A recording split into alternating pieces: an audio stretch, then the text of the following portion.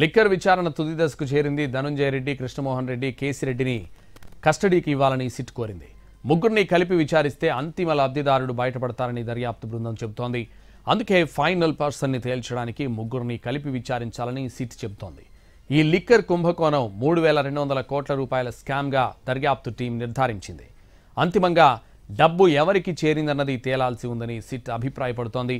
డబ్బులు వసూలు చేసింది కేసిరెడ్డి అని, ఆ డబ్బుల్ని పట్టుకెళ్లింది ధనుంజయ రెడ్డి, కృష్ణమోహన్ రెడ్డి అని సిట్ చెబుతోంది. ఇప్పటివరకు ఈ కేసులో 7గురు అరెస్ట్ అయ్యారు. ఆ 7గురికి రిమాండ్ ముగియడంతో కోర్టు ఎదుట హాజరుపరిచారు. వారికి మళ్లీ జూన్ 3 వరకు రిమాండ్ పొడిగించింది కోర్టు. స్కామ్ వివరాలు ఏవీ చెప్పడం లేదని సిట్ కోర్టుకు తెలిపింది. దర్యాప్తు బృందం విజ్ఞప్తి మేరకు రిమాండ్ పొడిగించింది న్యాయస్థానం.